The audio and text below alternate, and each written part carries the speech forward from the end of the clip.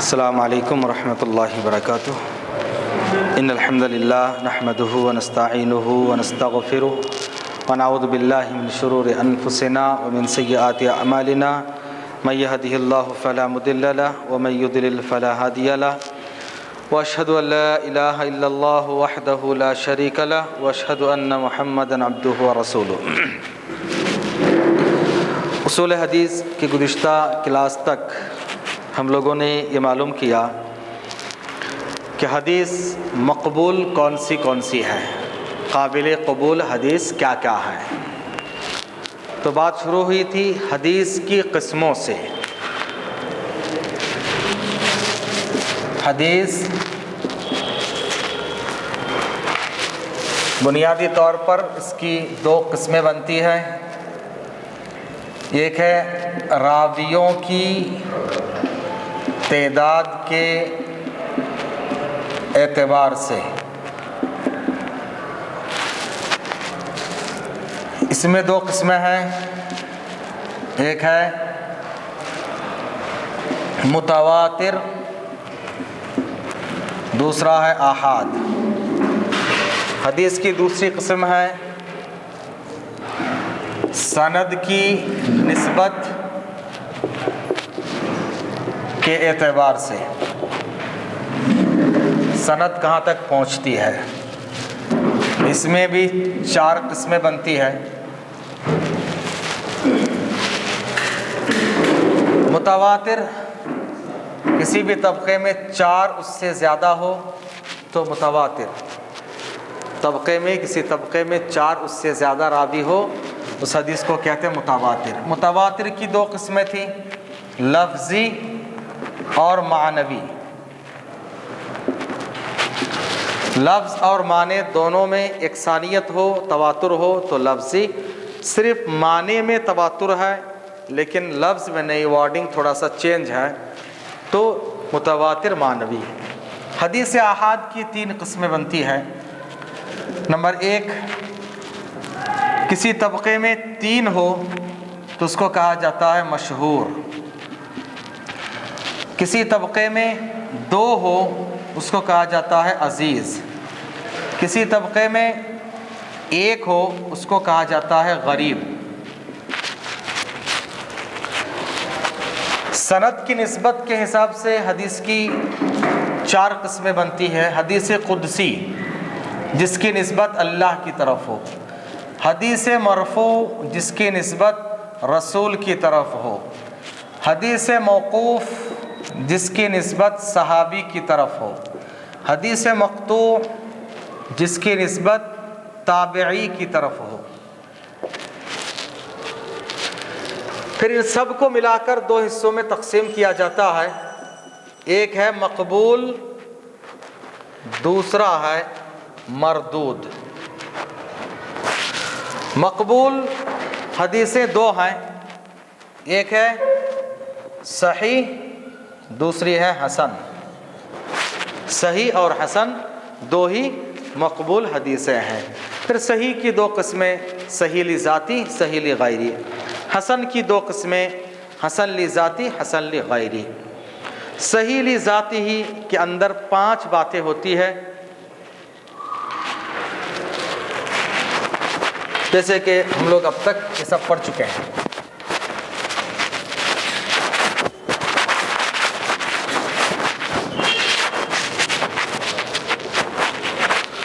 تو حدیث کی تمام قسموں کو دو میں تقسیم کیا جاتا ہے، ایک ہے مقبول، قابل قبول، اور ایک ہے مردود، ریجیکٹڈ۔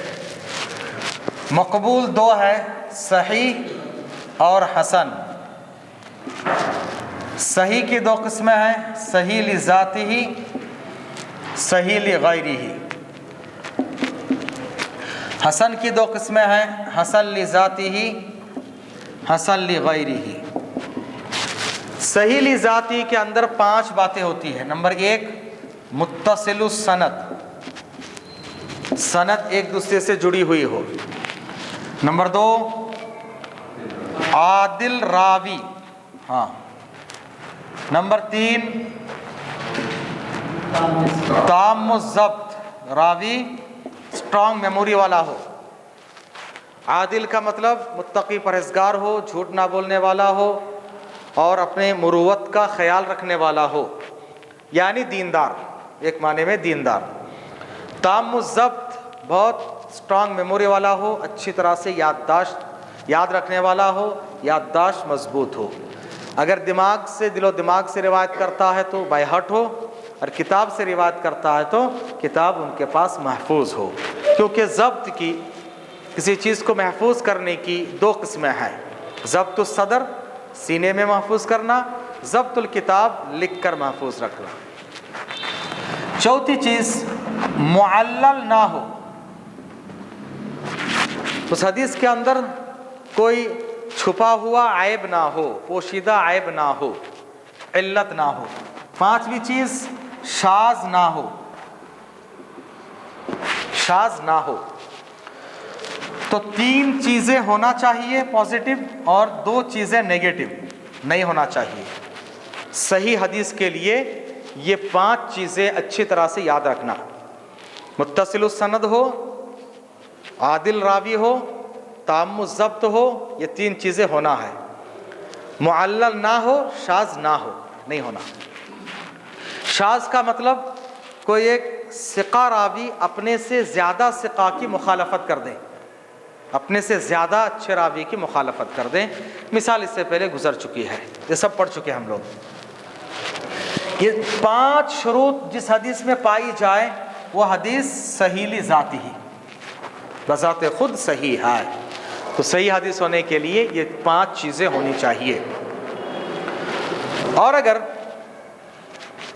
صرف تیسری کنڈیشن تام الضبط، میموری اسٹرانگ نہیں ہے، تھوڑا کمزور ہے، خفیف الضبط ہے،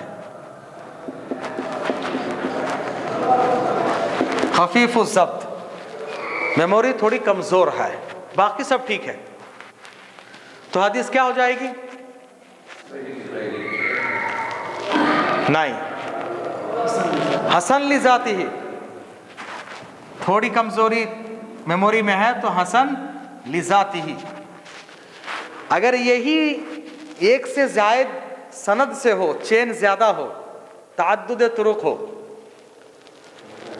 ہاں خفیف الضبط ہے لیکن ایک سے زیادہ سند ہے تو صحیح غیری ہی، تعدد طرق، خفیف الضبط پلس تعدد طرق. تو یہ غیر، جب غیر ہو تو سمجھ لینا کہ کوئی اور ہے، اور ایک سند ہے. غیر مطلب دوسرا. تھوڑی میموری کمزور ہے اور ایک ہی سند ہے تو صحیح سے ایک سٹیپ نیچے حسن لذاتی ہی.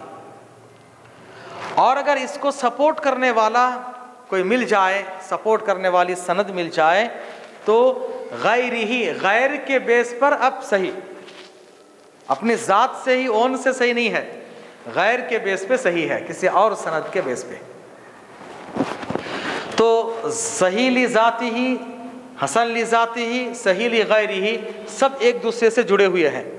صرف خفیف الضبط کا فرق ہے. صرف خفیف الضبط ہے، ایک ہی سند ہے تو حسن لذاتی ہی، ایک سے زیادہ سند ہے تو صحیح لغیری ہی. حسن لغیری ہی ٹوٹلی الگ، جس کے اندر ضعف خفیف ہو.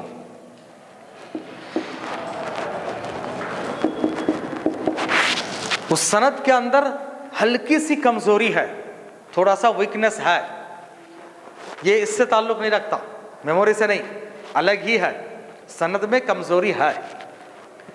لیکن یہ سند کی کمزوری تعدد طرق، ایک سے زیادہ سند کی بنیاد پر اس کو حسن لغیری ہی، کسی اور کے بیس پر حسن ہے، کسی اور کے بیس پر حسن ہے. ضعف خفیف، ہلکی سی کمزوری ہے. ہلکی سی کمزوری اگر ایک ہی سند ہے تو حدیث کمزوری ہے. ہلکی سی کمزوری ایک دوسری حدیث سے، دوسری سند سے، ایک تیسری سند سے، چوتھی سند سے اس کمزوری کو دور کر دیا گیا ہے.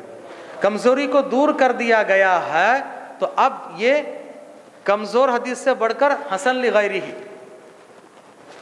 کے درجے تک پہنچ جائے گی. لیکن میں نے اس سے پہلے مثال سے سمجھایا کہ اس سند کے اندر جو کمزوری ہے دوسری سند اسی کمزوری کو دور کرنا. اس سند کے اندر جو کمزوری ہے دوسرے کے اندر وہی ہے, تیسرے کے اندر وہی ہے, چوتھی کے اندر وہی ہے. ہزاروں ضعیف حدیث آ گئے تو بھی صحیح نہیں ہوتی. اس کے اندر جو کمزوری ہے وہ دوسرے دور کرنا, تبھی سپورٹ ملتا. اس کے اندر جو کمزوری ہے وہی کمزوری دوسرے کے اندر ہے تو کمزوری ہے, کمزوری رہا. تو یہاں تک مقبول حدیث ہے. پھر ہم نے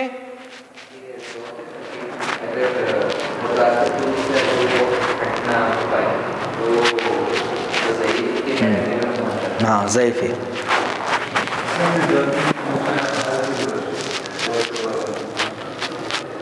حسن لذاتی ہی, ہاں یہ احاد میں آتے ہیں, متواتر نہیں.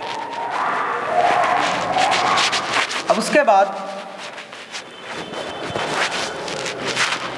مردود حدیث جو رد ہوتی ہے, مردود ہوتی ہے, اس کے بنیادی طور پر دو سبب ہیں. حدیث کو ریجیکٹ کرنے کے, مردود یعنی ریجیکٹ کے دو سبب ہیں. ایک ہے سند میں انقطاع یعنی کٹ آف, سند کٹ ہو گئے بیچ میں سے, یا کوئی راوی بیچ میں سے گر گیا, کون ہے معلوم نہیں ہو رہا. سقوط, سند میں انقطاع, یا اس کو سقوط بھی بولتے ہیں, ساقط سے سقوط, گر جانا. بیچ میں ایک راوی کون ہے معلوم نہیں ہو رہا ہے, ایک دوسرے سے جڑے ہوئے نہیں ہے چین. سقوط کی دو قسمیں ہیں. سقوط جلی,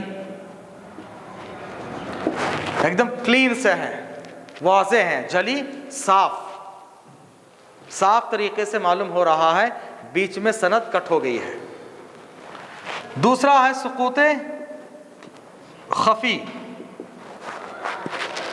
جلی سے صاف طریقے سے معلوم ہو جاتا, خفی میں کلیئر کٹ معلوم نہیں ہوتا, کلیئرٹی نہیں ہوتی ہے, تھوڑا سا اندر جانا پڑتا ہے.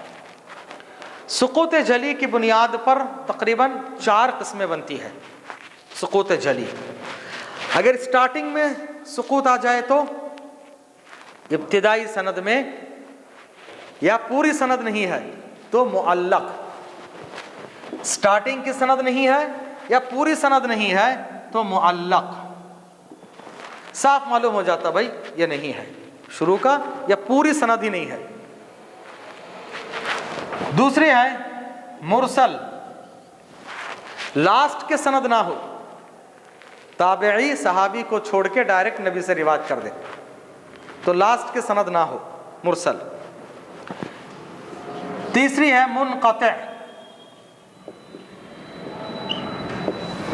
منقطع, بیچ میں سند نہ ہو, سینٹر میں سند کٹ ہو گئی, اور سینٹر میں جو کٹ ہو گئی ہے وہ گیپ دے کر, سینٹر میں جو کٹ ہوئی ہے وہ گیپ کے ساتھ ہو, یہاں پھر وہاں پھر وہاں, منقطع. چوتھی قسم ہے معضل, بیچ میں سند کٹ ہو گئی اور مسلسل ہے, لگاتار کئی ایک سند نہیں ہے, تو یہ بہت ہی پریشان کن ہے, کتنے نہیں ہے معلوم نہیں ہوتا, پتہ نہیں چلتا. سقوط خفی کی بنیاد پر 2 قسمیں ہیں, ایک ہے ارسال اور دوسرا ہے تدلیس. ارسال, اپنے شیخ کا نام چھوڑ کے آگے بڑھ جانا, اپنے استاد کے نام بیان نہ کر کے آگے بڑھ جانا, ان کو چھوڑ کے اسکپ کر کے چلے جانا, ارسال. اور تدلیس, عیبدار سند کو اچھے انداز میں پیش کرنا, تھوڑا سا عیب ہوتا ہے اس کو اچھے انداز میں پیش کرنا, تدلیس. تدلیس میں کیا ہوتا ہے, یہ بہت مشکل, سمجھنا بہت مشکل ہے, جو اس فن کے ماہر ہے وہی سمجھ سکتے ہیں کہ اس میں تدلیس ہے. تدلیس کیوں کرتے ہیں, یا تو استاد کبھی سند میں تدلیس کرتے ہیں, کبھی شیخ میں استاد میں تدلیس کرتے ہیں. استاد کا ایسے نام سے ذکر کرنا جو غیر معروف ہے, مشہور نہیں ہے, جس نام سے مشہور ہے وہ نام چھوڑ کے کسی اور نام سے بیان کرنا. اور سند میں کیا ہے, کسی سے ملاقات ہوئی ہوتی ہے لیکن یہ حدیث ان سے نہیں سنے, ملاقات تو ہے لیکن جو حدیث بیان کر رہے ہیں یہ حدیث سنے نہیں, یا تو پڑھے نہیں, پڑھائے نہیں, یا ان کو اجازت پرمیشن مل کے نہیں ہے کہ ان کی طرف سے تم روایت کر سکتے ہو. اس طریقے سے یہ تدلیس, جس کے معنی ہے چھپانا, دھوکہ دینا. اگر تدلیس اور ارسال میں کس سے تدلیس کیے, کس کو بیچ میں چھوڑ دیے, صاف طریقے سے معلوم ہو جائے اور وہ راوی ثقہ ہو تو ہی قابل قبول ہوتا ہے, ورنہ ریجیکٹڈ. یہاں تک ہم لوگ گزشتہ کلاس میں پڑھ چکے ہیں. اب تک جتنے ریوائز کیا ہمیں پورے پڑھ چکے تھے. آج کے لیے نیا لیسن, حدیث ریجیکٹ ہونے کے لیے دوسرا سبب راوی میں عیب. راوی کے اندر عیب ہو. یہ جو ہے راوی کے اندر عیب نہیں, یہ بیچ میں کسی کو اسکپ کر دیے, کسی کو ریموو کر دیے, کسی کو چھوڑ دیے, کسی کا نام معروف نہیں ہے اس نام سے بیان کر دیے, ایسا ہوتا ہے سقوط میں, انقطاع اور سقوط میں کٹ آف ہو جاتا ہے. اس میں کیا ہے, عیب ہے, راوی کے اندر عیب ہے. راوی کے اندر جو عیب ہوتے ہیں وہ 10 ہیں, 10 عیوب, 10 عیوب ہیں, 10 عیب ہیں جن کی بنیاد پر راوی کو عیب دار قرار دیا جاتا ہے. راوی سے ریلیٹڈ یعنی انسان سے ریلیٹڈ, ایک پرسنل سے ریلیٹڈ کتنی چیزیں ہیں صحیح حدیث کے اندر, بولیے 5 میں سے. ایک انسان سے ریلیٹڈ, پرٹیکولر ایک آدمی سے ریلیٹڈ, عادل اور تام الضبط, یہ سند سے متعلق, یہ بھی سند سے متعلق, یہ بھی ایک دوسرے کی مخالفت. پرٹیکولر ایک آدمی سے متعلق 2 چیزیں ہیں, عدالت اور ضبط, کہ اس کے دینداری اور میموری. ہاں, تو راوی کے اندر جو عیب ہیں 10, اس کو 2 میں تقسیم کرتے ہیں. ایک کا تعلق اس کی عدالت سے ہے, عدالت مطلب دینداری, 5 کا تعلق, اور 5 کا تعلق اس کے ضبط سے ہے, ضبط مطلب میموری, یادداشت.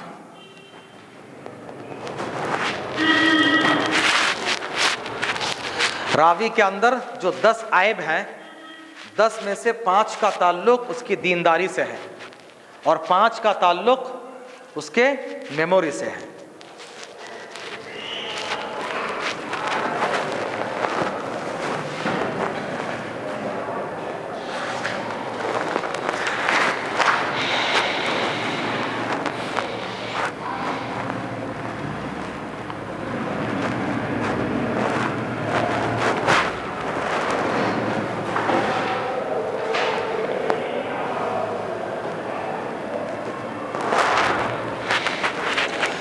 ان کو بولتے ہیں اسباب جرح. اسباب جرح, جرح کا مطلب ایک راوی پر جرح کرنا, جرح کرنا ان پر نقد کرنا, کرٹیسائز کرنا, ایک راوی کو عیب دار بتانا. جرح, جرح کا مطلب عیب دار بتانا. تو کسی راوی کو عیب دار بتانے کے اسباب کیا کیا ہیں؟ 10 ہیں, جن کو کہتے ہیں اسباب جرح. اسباب جرح, اسباب جرح 10 ہیں. 5 کا تعلق دینداری سے ہے, عدالت سے ہے, اور 5 کا تعلق ضبط سے ہے, جو یہاں پر ہے کہ عادل راوی ہو, تام الضبط ہو. اگر عدالت میں کچھ نہ کچھ پرابلم عیب کب آئے گا؟ جب ان 5 اسباب میں سے, ریزنز میں سے کوئی ایک یا اس سے زیادہ 5 کے پاس پائے جائیں. ضبط میں عیب کب آئے گا؟ جب یہ 5 اسباب میں سے کوئی ایک یا 2 یا پورے سبب پائے جائیں. اب چلیے ایک ایک کر کے معلوم کرتے ہیں کہ یہ اسباب کیا کیا ہیں.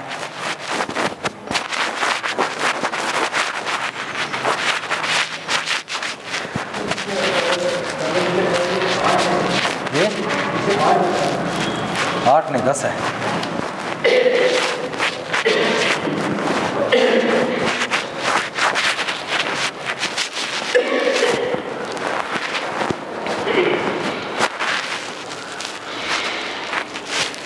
پہلے ایسے لکھیے اسباب جرح، اسباب جرح، 5 کا تعلق عدالت سے ہے، 5 کا تعلق ضبط سے ہے۔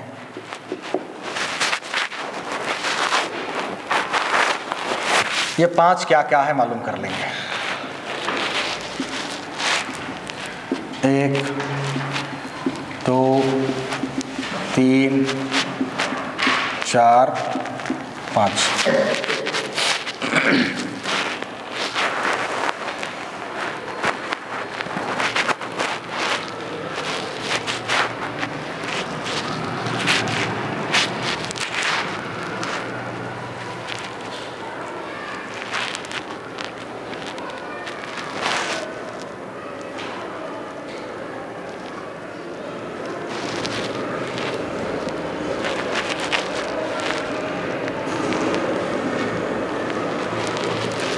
نمبر 1، راوی کا حدیث رسول میں جھوٹ بولنا۔ راوی کا حدیث رسول میں جھوٹ بولنا۔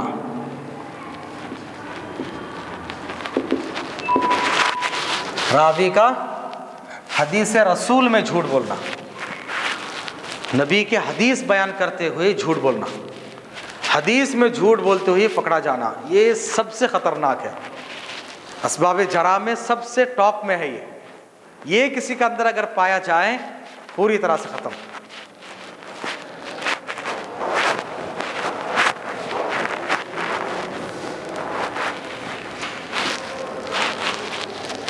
اگر کسی راوی کے اندر جھوٹ بولنا ثابت ہو جائے، حدیث رسول میں، نبی کی حدیث میں ہی جھوٹ بولتا ہے، حدیث اپنی طرف سے بنا کر پیش کرتا ہے، ایسے راوی کی روایت کو کہا جاتا ہے موضوع۔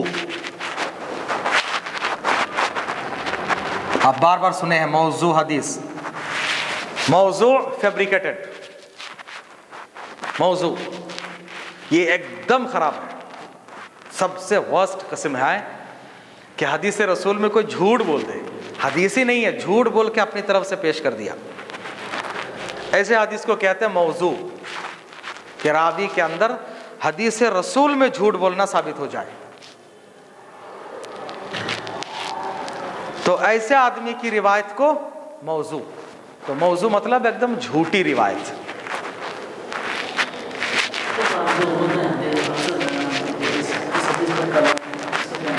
کلام الگ الگ ہے، کلام موضوع پر بھی کلام ہو سکتا ہے، ضعیف پر بھی ہو سکتا ہے، کچھ اور بھی ہو سکتا ہے۔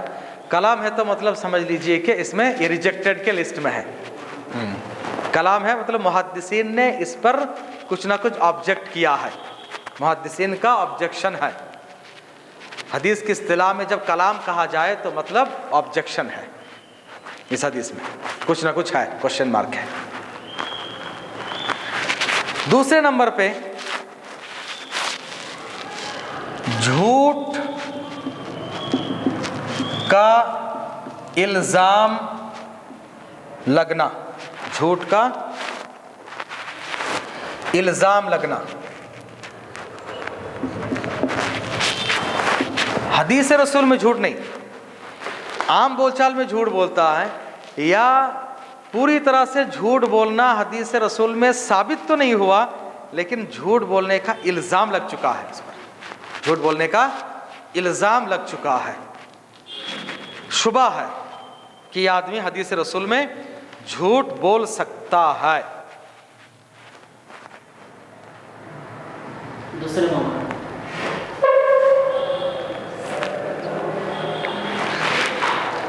پہلا دیکھیے، جو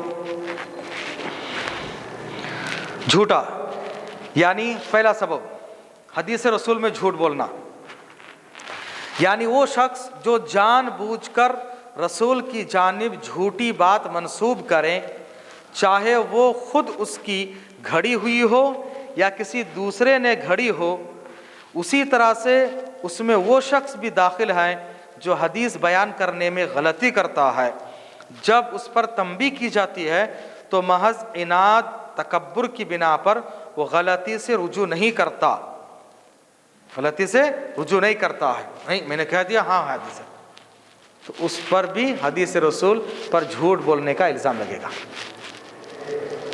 تو گویا کہ پہلا سبب کیسا ہوا کہ وہ آدمی جو حدیث رسول میں جھوٹ بولنا صاف ہو جائے، صاف طریقے سے جھوٹ بولتا ہے، خود اپنی طرف سے بنا کر حدیث پیش کریں یا کسی کی بنائی ہوئی حدیث وہ خود پیش کر دیں، یا کسی حدیث میں غلطی کر رہا ہے، ٹوکنے پر بھی اپنی غلطی کو مانتا نہیں ہے، تکبر اور عناد میں، غرور میں غلطی پر اڑے رہتا ہے، تو جھوٹ کے کیٹیگری میں آئے گا۔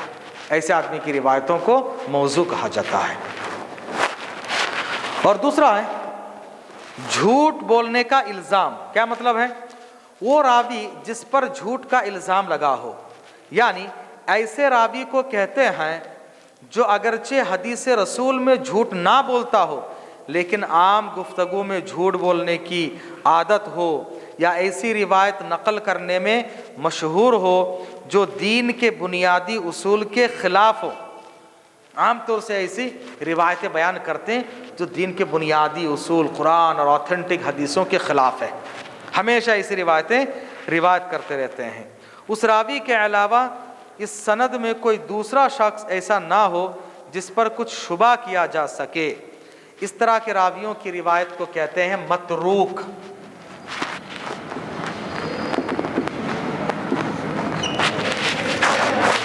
متروک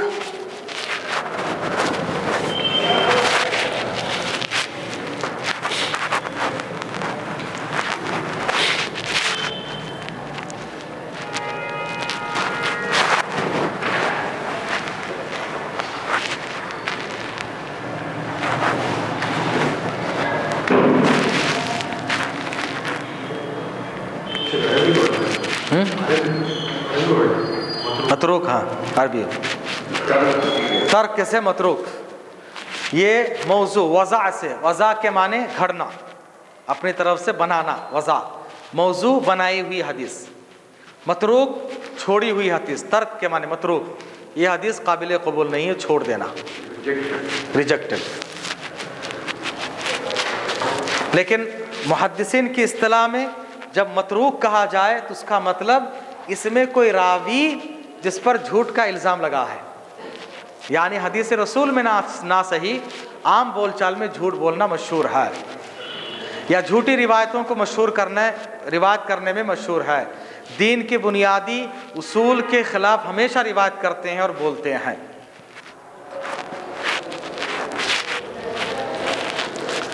ان دونوں کو اچھی طرح سمجھیں گے۔ موضوع حدیث یہ بہت اہم ہے۔ موضوع تو اسباب جرح میں 10 میں سے آج ہم لوگ صرف 2 ہی پڑھے ہیں، باقی آگے پڑھیں گے کیونکہ یہ بہت اہم ہے، تھوڑا تھوڑا کر کے سمجھیے۔ پہلا سبب ہے جھوٹ بولنا، حدیث رسول میں جھوٹ بول دینا، اپنی طرف سے بنا کر پیش کرنا، یا کسی کی بنائی ہوئی حدیث بنا کر وہ دوسرے کی طرف سے نقل کر دینا۔ غلط کیا حدیث میں بیان کرتے ہوئے غلطی کر گیا، ٹوکنے کے باوجود بھی اس سے رجوع نہ کریں، اسی غلطی پر اڑے رہیں جان بوجھ کر، یہ سب اس میں داخل ہے۔ اس کی بنیاد پر اس کی روایت کو کہا جاتا ہے کہ یہ موضوع ہے، من گھڑت۔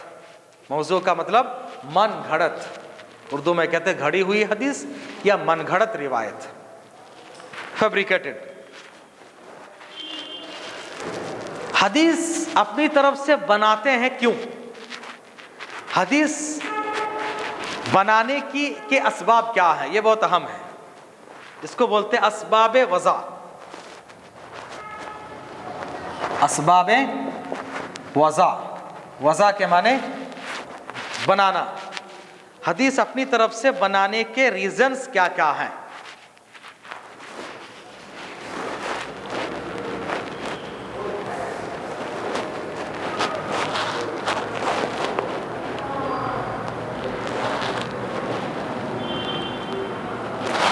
بہت سارے ریزنز ہیں، 4 بہت مشہور ہیں، 4 ریزنز بہت اہم ہے کہ راوی اپنی طرف سے حدیث کیوں بناتے ہیں۔ نمبر 1، نیت اچھی ہے، کام غلط ہے. جیسے آج عام طریقے سے لوگ بیان کرتے ہیں، فضیلت میں حدیثیں بیان کرتے ہیں کہ کسی چیز کی فضیلت، اتنے زیادہ فضیلت بیان کر کر کے اب ان لوگوں کو اللہ سے جوڑنا چاہتے ہیں. قرآن کی فضیلت، دعوت تبلیغ کی فضیلت، اس کی فضیلت، اس کی فضیلت، فضیلت بیان کرتے کرتے کرتے تاکہ لوگ دیندار بن جائیں. نیت اچھی ہے لیکن کام غلط ہے. ایسے بہت سارے محدثین وفات کے وقت اقرار کیے کہ میں نے قرآن سے لوگوں کو دیکھا کہ دور ہوتے ہوئے، تو میں نے اتنی حدیثیں اپنی طرف سے قرآن کی فضیلت پہ بنا کر پیش کر دیا. تو تعجب کرتے تھے، ارے بھائی دیکھیے شیطان کس طرح سے گمراہ کرتا ہے. میں نے دیکھا کہ لوگ نماز سے دور جا رہے ہیں، میں نے نماز کی فضیلت میں، نماز چھوڑنے کے تعلق سے، بڑے بڑے گناہوں کے تعلق سے کچھ حدیثیں بنا دی. تو پہلا سبب اللہ تعالیٰ سے قربت چاہنا، اللہ تعالیٰ سے قربت چاہنا پہلا سبب. حدیث وضع کرنے کے، حدیث گھڑنے کے اسباب میں سے پہلا سبب لکھیے، اللہ تعالیٰ سے قربت چاہنا، اللہ تعالیٰ سے قریب ہونا، نیکی کی امید. پہلا سبب، فرسٹ ریزن، نیکی کی امید، اللہ تعالیٰ سے قریب ہونا، اللہ سے رشتہ جوڑنا.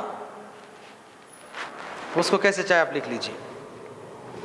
اللہ سے قربت چاہنا، جیسے کچھ بزرگان دین اچھے کام کی فضیلت اور برے کام کی فضیحت وغیرہ میں حدیثیں وضع کرتے تھے، اور اس طرح سے لوگوں کو اچھے کاموں کی رغبت دلاتے اور برے کاموں سے ڈراتے تھے، اور اس کو کار خیر تصور کرتے تھے. چونکہ یہ انتہائی بزرگ و متقی ہوتے تھے، سماج میں ان کی بڑی عزت اور اعتماد کی نظر سے دیکھا جاتا تھا، اس لیے یہ روایتیں سماج میں عام ہو گئیں.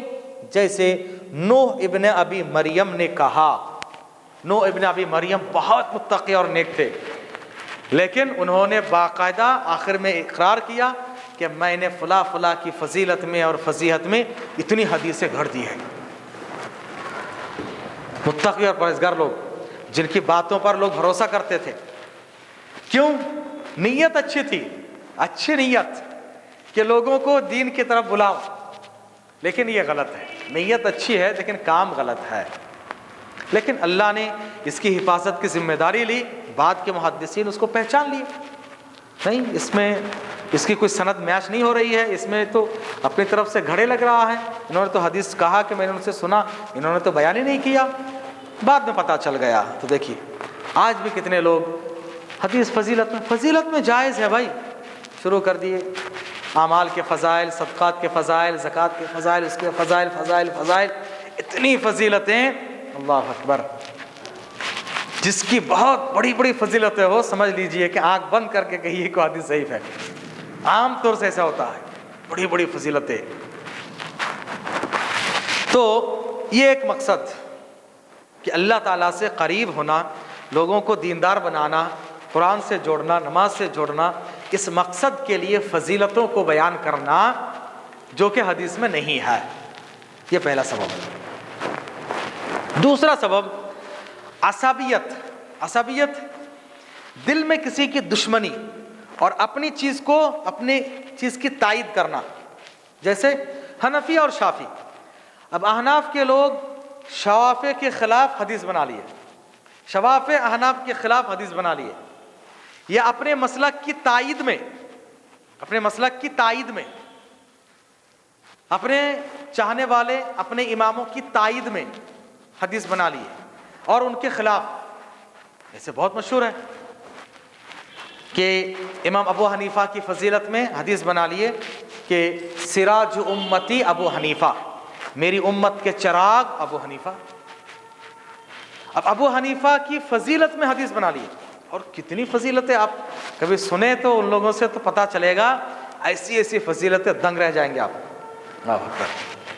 یہ یعنی اپنے امام کو چڑھانے کے لیے، ان کی تائید میں، ان کی نصرت میں، ان کے مقام کو بلند کرنے کے لیے، ان کی چاہت میں حدیث بنا دینا، اور دوسرے کی مخالفت میں، ان کی نفرت میں.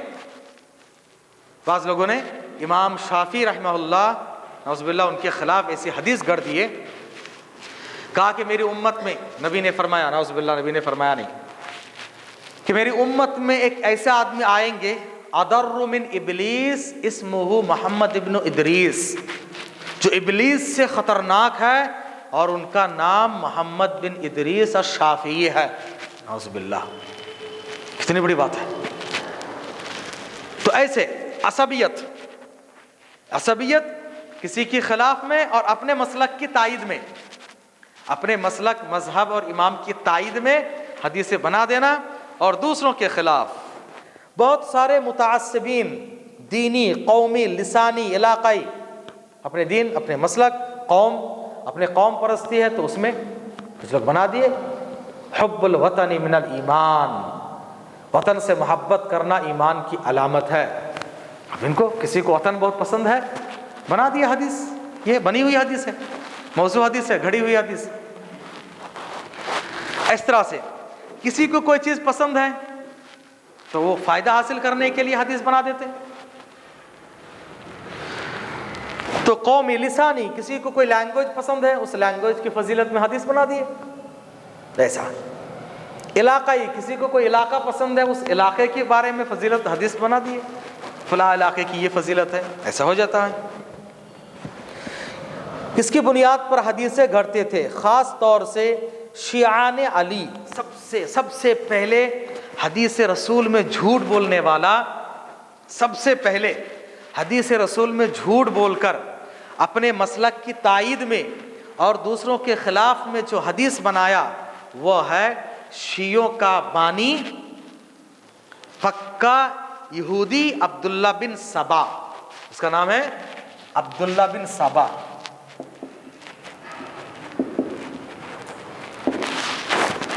پکا یہودی تھا، بڑا شاطر و چالاک ذہین تھا. اس کو باقاعدہ اسلام کا لبادہ پہنا کے بھیجا گیا، جا مسلمانوں میں آ کر پورا حالات کا جائزہ لیا، اور اس نے سوچا کہ مسلمانوں کو میں لڑا سکتا ہوں آل ہاشم اور اسی طرح سے جو ہے آل امیہ، ان دونوں کو، ان کی پرانی دشمنی ہے بنو امیہ اور بنو ہاشم کی، ان دونوں کو لڑانا. اس نے کیا کیا؟ ہمیشہ بنو ہاشم، نبی چونکہ ان کے خاندان سے ہیں، ان کے شان میں غلو، بہت ان کو آگے بڑھانا، ان کو آگے بڑھانا، ان کی فضیلت میں حدیث آل بیت، آل اس کے، اور بنی امیہ کے خلاف. اسی لیے ان لوگوں نے حضرت معاویہ، حضرت ابو سفیان، حضرت معاویہ اور یزید، ان لوگوں کے خلاف حدیثیں شروع کر دی. اور ہم لوگوں میں سے بھی بہت سارے لوگ، بڑے بڑے جماعت کے بانیین بھی ان کے خلاف بولنا شروع کر دیے. تو بہرحال یہ بہت اہم بات ہے کہ عبداللہ بن سبا نے سب سے پہلے حدیث جو بنائی ہے وہ حضرت علی کی فضیلت میں، حضرت علی کی فضیلت میں اس نے سب سے پہلے حدیث بنائی کہ ہر نبی کا ایک وصی ہوتا ہے جس کو وصیت کر کے جاتے، ہر نبی کے ایک وارث ہوتے ہیں، ولی ہوتے ہیں، دوست ہوتے ہیں، اور آخری نبی کے وصی، ان کے ولی، ان کے وارث، ان کے سب کچھ کون ہے؟ علی ہے. یہ سب سے پہلے حدیث جو عبداللہ بن سبا نے گھڑی ہے حضرت علی کی فضیلت میں. پھر آگے دیکھو حضرت علی کی فضیلت میں علی مولا پہنچاتے اللہ کے مقام تک پہنچا دیے لوگ. سب سے زیادہ حدیثیں ان لوگوں نے، شیعہ لوگوں نے بنائی ہے. یہودی ہیں، ان کو ڈر ہی نہیں ہے بس بدنام کرنا. ایک مقصد. تیسرا مقصد دین کو بدنام کرنا. دین اسلام کو کچھ لوگ بدنام کرنا چاہتے تھے، اسی لیے حدیث بنا بنا کر پیش کر دیے تاکہ دوسروں کی نگاہ میں دین بدنام ہو جائے، دین بدنام ہو جائے. جیسے قوم زنادقہ، بے دین اور زندیق لوگ ہیں، بے دین ہے، ایتھسٹ ہے، کسی دین کو مانتے نہیں ہیں، اسلام کو رسوا کرنے کے لیے اسلام کے خلاف بہت ساری حدیثیں بنا دی، اپنے عقل کے خلاف ایسی ویسی باتیں ان لوگوں نے شروع کر دی. تو دین کو بدنام کرنا تیسرا ریزن. چوتھا ریزن مطلب پرستی. مطلب پرستی، اپنی مطلب حاصل کرنے کے لیے، اپنی مراد حاصل کرنے کے لیے مطلب پرستی. بہت سے لوگوں نے اپنے اپنے مطلب حاصل کرنے کے لیے حدیثیں گھڑی ہیں. مثلا بادشاہوں سے قریب ہونے کے لیے، بادشاہ کے دربار میں ہیں بادشاہ کسی چیز کو پسند کرتے ہیں، اب اس کی پسند میں حدیث بنا دی. اب یہ بہت خراب ریزن ہے، آج تک بھی ایسے ہوتا ہے کہ بڑے بادشاہ کے دربار میں ہیں، وہاں اونچا پوسٹ پانے کے لیے کسی منسٹر کے یہاں پر، کسی M L A M P کے یہاں پر، ان کو کیا ان کی تعریف، کیا عزت، کن کی آؤبھگت ہوتی ہے. اللہ اکبر. بہت مشہور ہے کہ عباسی دور میں ایک بادشاہ کو کبوتر سے محبت تھی، کبوتر سے بڑی محبت. تو اس کے دربار میں ایک بزرگ نے حدیث بنا دی، حب الحمامۃ من الایمان، کبوتر سے محبت کرنا ایمان کی علامت ہے. خوش ہو گئے ہو، ارے کیا کہا تم نے، اچھا ایمان کی علامت، یہ لو پرائز، یہ لو، خوب اونچا مقام دے دی. ایسا کتنی چیزیں. تو اپنے مطلب ایک آدمی بیگن کے کاروبار کرتا تھا، بیگن نہیں بک رہا ہے، پریشان ہے، اب شروع کر دیا، قال حدثنا فلاں قال حدثنا فلاں فلاں فلاں کرتے کرتے نبی نے فرمایا الباذنجان لما اکل له، بیگن جس نیت سے کھاؤ شفا مل جائے. حدیث بنا دی. مطلب حاصل کرنا، اسے حدیث ہو سکتی ہیں، اب ہے موجود. اب ایک آدمی کدو بیچ رہا تھا، اب اس کو کدو کے بیپاری تھا، کدو کا آگے بڑھانا، اس نے کہہ دیا، حدیث بنا دیا، من اکل الدبا دخل الجنہ، جو کدو کھایا جنت میں چلا گیا. دیکھو ابھی حدیث ہو سکتی ہے. ہنسی آ رہی ہے کہ نبی کی بات پر ہنسی آ سکتی ہے؟ ہرگز نہیں. تو ایک معمولی، اب لوگ کہتے ہیں بھائی حدیث سب حدیث ہوتی ہے، حدیث ضعیف موضوع ہوتی ہے کیا؟ بڑے چکنے چپڑے انداز میں بولتے ہیں، بھائی حدیث سب حدیث ہوتی ہے، حدیث کہیں ضعیف ہوتی ہے کیا؟ اب بتاؤ ایسے حدیثوں کا کیا جواب دو؟ پورے مسلک کی بنیاد ضعیف حدیث پر رکھے ہیں، اب جواب نہیں بن پڑ رہا ہے نوجوانوں کے سامنے، ان کو مسلیڈ کر رہے ہیں. نہیں، حدیث سب حدیث ہوتی ہے، حدیث ضعیف نہیں ہوتی ہے. پھر امام بخاری نے کیوں کہا مجھے 2 لاکھ حدیثیں یاد تھی، اس میں سے صرف 6000 کو میں نے جگہ دی، باقی کو کیوں چھوڑ دیا انہوں نے؟ نبی نے خود فرمایا، سے مسلم کی حدیث ہے، آخری زمانے میں ایسے ایسے لوگ آئیں گے، ایسے ایسے حدیثیں بنا کر پیش کریں گے جن کو نہ تم نے سنا نہ تمہارے باپ داداؤں نے سنا ہوگا، ایسے لوگوں سے دور رہنا، چوکنا رہنا.